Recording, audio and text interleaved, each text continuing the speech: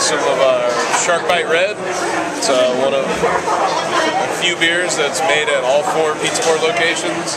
Kind of a flagship beer for Pizza Port. It's an aggressive American red ale. It's about 6.2% and hoppy but malty at the same time. 6.2 is on the high side for a red or no? Yeah, for American red it's probably on the higher side. Yeah. Hence the bite. Yeah. Yeah. Okay. Yeah.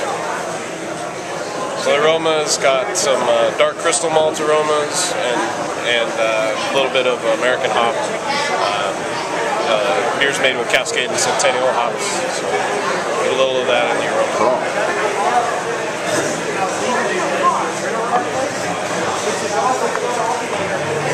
And same with the flavor.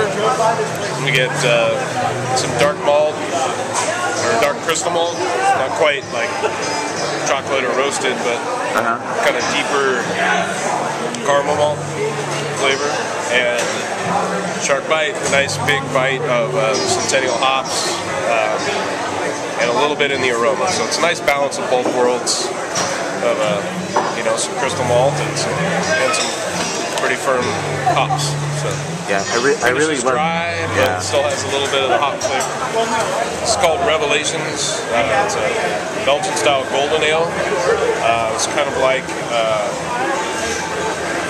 anybody's ever had like Duvel or Lucifer or any of those style beers. So lighter bodied but high in alcohol. This beer's about 8.2%.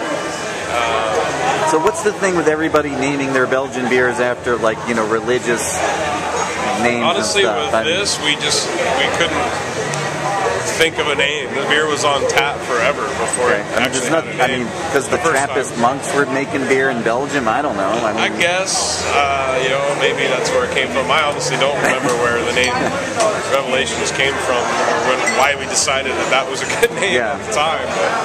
But it stuck, and people really like the beer.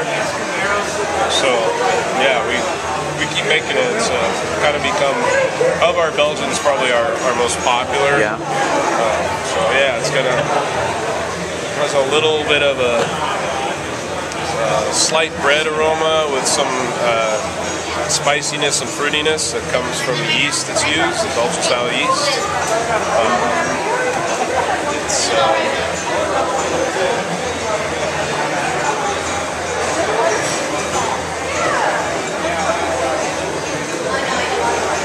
So it's a beer that's really light on the palate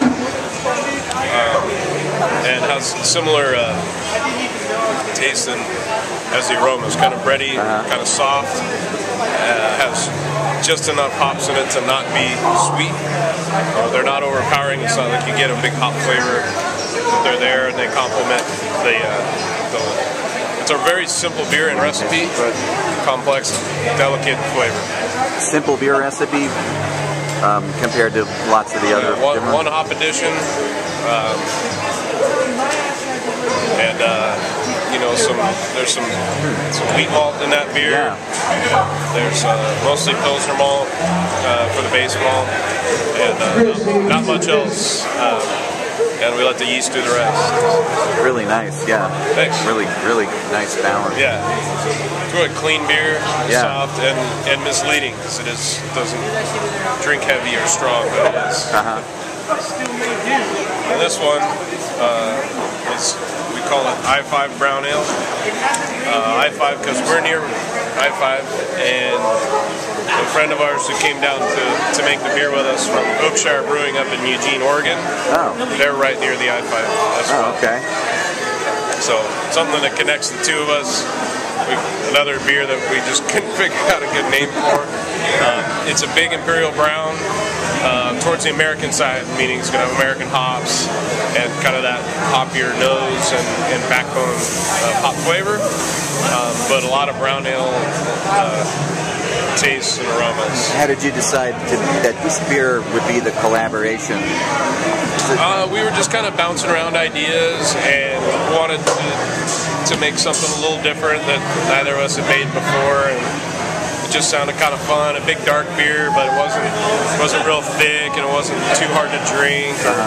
Real aggressive, but but still had really nice malt flavors and had some definite American hop backbone.